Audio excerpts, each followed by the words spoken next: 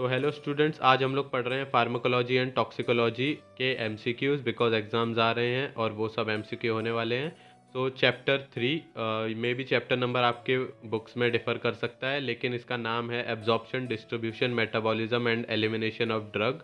Elimination की जगह कई बुक्स में एक्सक्रीशन भी लिखा है, तो इन शॉर्ट ADME, दोनों ही सेम है, कुछ नहीं। तो ADME आज हम लोग पढ़ रहे हैं। सो स्टार्ट कर लेकिन स्टार्ट करने से पहले आप लोग प्लीज़ सब्सक्राइब कर दें चैनल को और बेल आइकन को दबा दें ताकि आपको सारे न्यू वीडियोस की नोटिफिकेशन मिलती रहे। And if you like the video do leave a like and share करें अपने दोस्तों के साथ, उनका भी थोड़ा फ़ायदा हो जाए। तो स्टार्ट करते हैं फर्स्ट क्वेश्चन के साथ। तो फर्स्ट क्वेश्चन है व्हाट इज़ एब्जॉर्प्शन। तो एक बात मैं बता दूं आप लोग को, जो पहले चार जो क्वेश्चन अभी आएंगे रेगुलर, चार एक के बाद एक, ये सारे के सारे क्वेश्चंस जो हैं ये इनमें से एक ना एक आपको आएगा ज़रूर। तो आप ये चारों ही अच्छे से समझ लें, और ज़रूरी नहीं कि मैंने जैसा दिया है वैसा ही आए, लेकिन थोड़ा सा उल्टा सीधा आ सकता है। बस आपका इसका कॉन्सेप्ट समझ लीजिए। तो आप कॉन्सेप्ट समझ लेंगे तो आपको बाद में भी ईजी रहेगा याद करने के लिए, आपको रटने की कोई ज़रूरत नहीं पड़ेगी। So what is absorption. तो removal of drug from the body. Okay, ये पहला ऑप्शन है। दूसरा है the change that drug undergoes in body, ये दूसरा ऑप्शन है। So drug enters from site of administration to blood stream, circulation of drug in whole body from blood stream in blood plasma, ये चार option है। सो मैं आपको इसका answer बताता हूँ। पहले आपको लाइन वाइज समझा देता हूँ क्या कौन सी चीज़ है। सो removal of drug from body, तो इसमें तो रिमूवल की बात होती है, तो रिमूवल तो पहले ही निगलेक्ट हो जाता है क्योंकि एब्जॉर्प्शन लेने की प्रोसेस है, मतलब अंदर बॉडी के अंदर डालने की कोई प्रोसेस है तो उसको एब्जॉर्प्शन बोलते हैं। रिमूवल तो निकालने की होती है process. So the change that drug undergoes in body, मतलब चेंज करने की प्रोसेस। तो एब्जॉर्प्शन से कोई चेंज नहीं आता है ड्रग के अंदर, एब्जॉर्प्शन से खाली वो ब्लड स्ट्रीम तक पहुंचता है। ओके, तो एब्जॉर्प्शन में वो ब्लड स्ट्रीम में पहुंचता है, तो वो उसका आंसर आएगा थर्ड वन, बिकॉज इसमें सेम वही लिखा है कि एडमिनिस्ट्रेशन के बाद ब्लड स्ट्रीम में जब वो पहुंचता है तो उस प्रोसेस को हम लोग बोलते हैं क्या बोलते हैं, एब्जॉर्प्शन। ओके, सो एब्जॉर्प्शन का मतलब है कि जब ड्रग हम लोग एडमिनिस्टर करते हैं तो उसके बाद वो जिस जिस प्रोसेस से ब्लड स्ट्रीम में पहुंचता है, तो वो प्रोसेसेस क्या हैं वैसे एब्जॉर्प्शन के।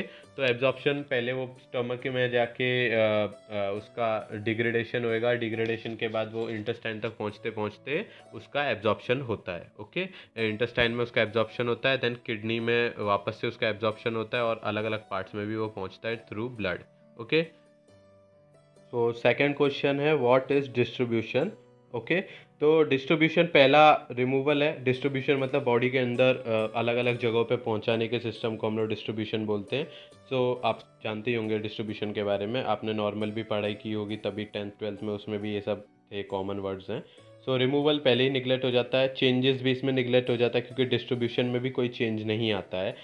थर्ड वाला तो हमारा एब्जॉर्प्शन है, तो इसमें बचा चौथा वाला which is circulation of drug in a whole body from blood stream. तो जैसा मैंने आपको बताया कि डिस्ट्रीब्यूशन में आपके बॉडी के हर पार्ट तक वो पहुंचता है, तो वो किस के थ्रू पहुंचता है, ब्लड स्ट्रीम के थ्रू और ब्लड प्लाज्मा से कनेक्ट होके।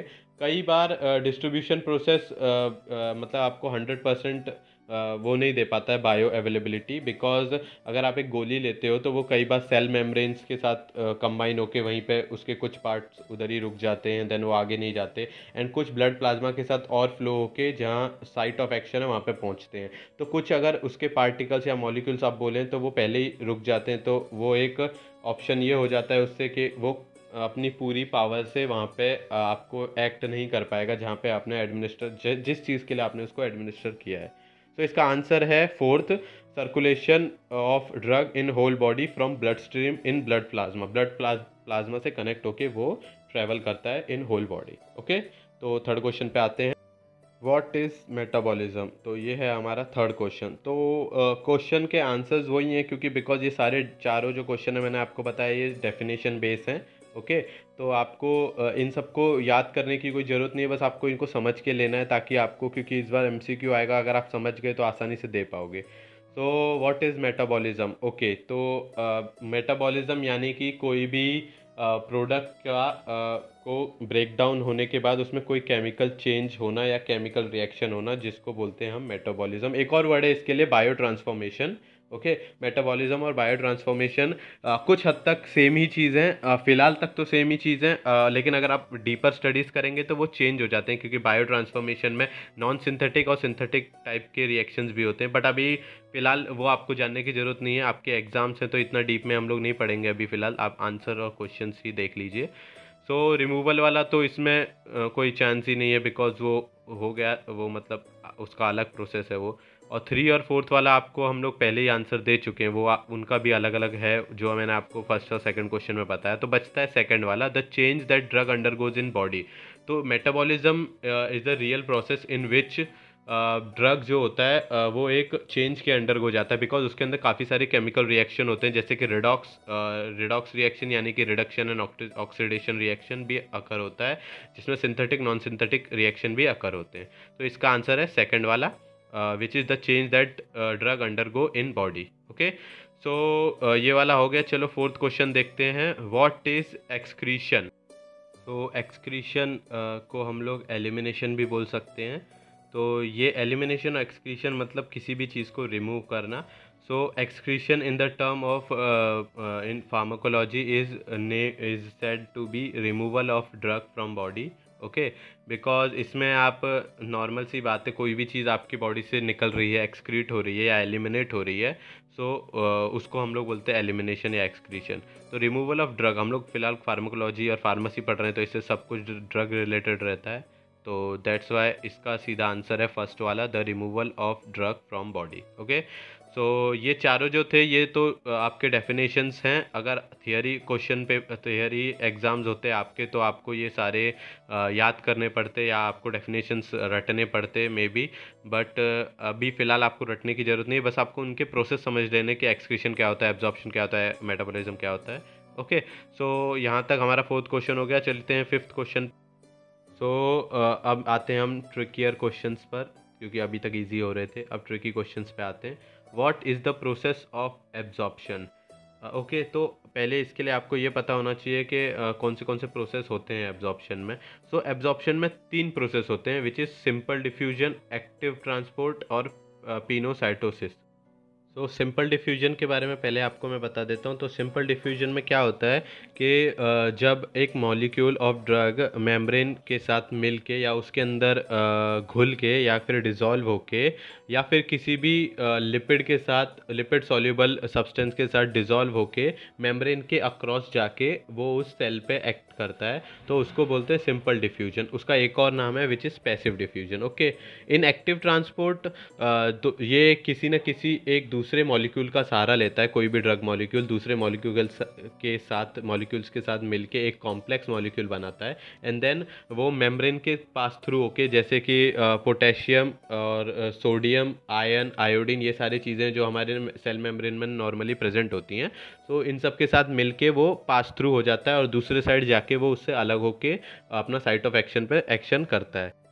और पिनोसाइटोसिस के अंदर एक यूनिसेलुलर ऑर्गेनिज्म का यूज़ होता है। यूज़ इन द सेंस वो उसके साथ मिलके, उसके अंदर घुस के, उसके साथ मेम्ब्रेन में पहुंच जाता है और वहाँ पे जाके फिर वो अपना साइट ऑफ एक्शन पे अपना जो भी उसका मैकेनिज्म है उस हिसाब से काम करता है। जो भी आप ड्रग ले रहे हो उस पर डिपेंड करता है। तो इसका आंसर है 4, ऑल ऑफ द अबव। ये तीनों ही प्रोसेस हैं जो कि एब्जॉर्प्शन के प्रोसेस हैं। ओके, तो next question, factor affecting the absorption of drug. तो क्या क्या फैक्टर हैं जो एब्जॉर्प्शन होने में डिफ़िकल्टीज डाल सकते हैं। सो डिपेंड करता है ये काफ़ी चीज़ों पे, जैसे कि एक ड्रग का पीएच, एक स्टमक का पीएच भी डिपेंड करता है, पार्टिकल का साइज़ क्या है, फिजिकल स्टेट क्या है, कॉन्सेंट्रेशन क्या है ड्रग का।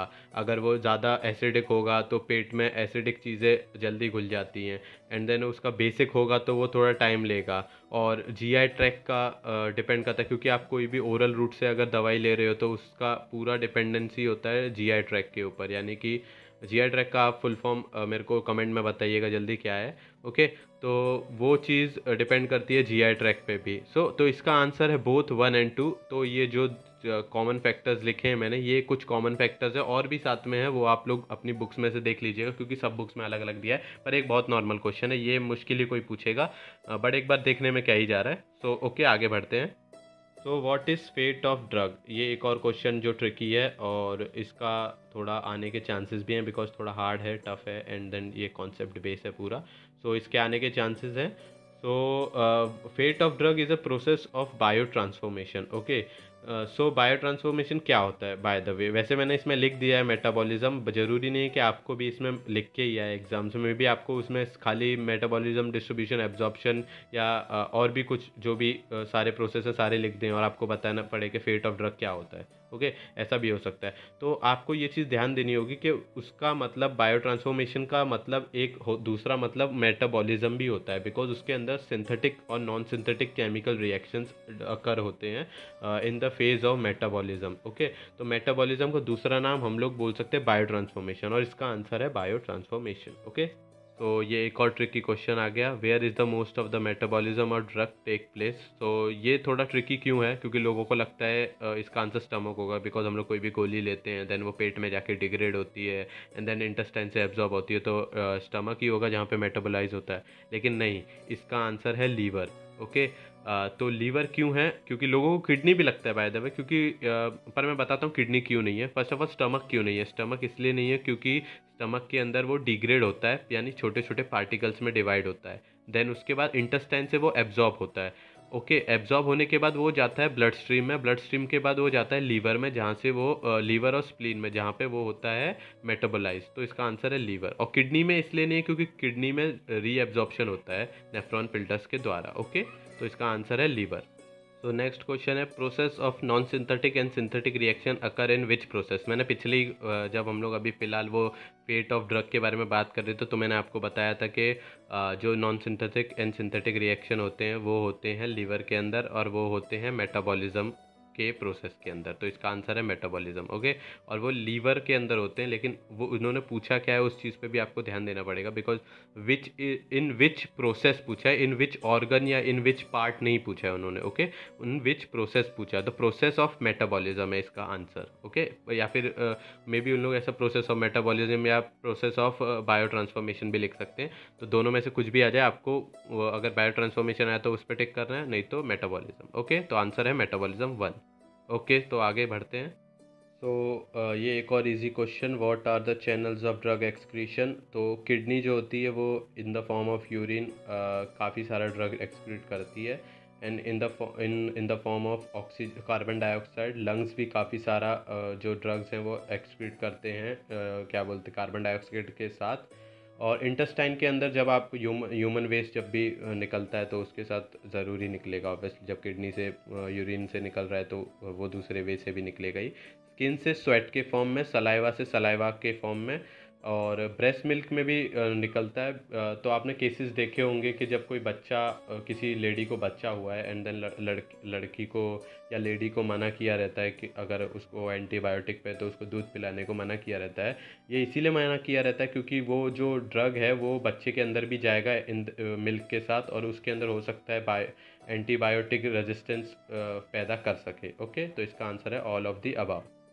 So that's all for today students. If you like it then don't forget to like, share and subscribe, और वीडियो ज़्यादा से ज़्यादा शेयर करते रहें अपने दोस्तों को और फैमिली को, बिकॉज हमारी रीच बढ़ी रहेगी। एक नई सीरीज़ आ रही है तो उसके लिए वेट करिए।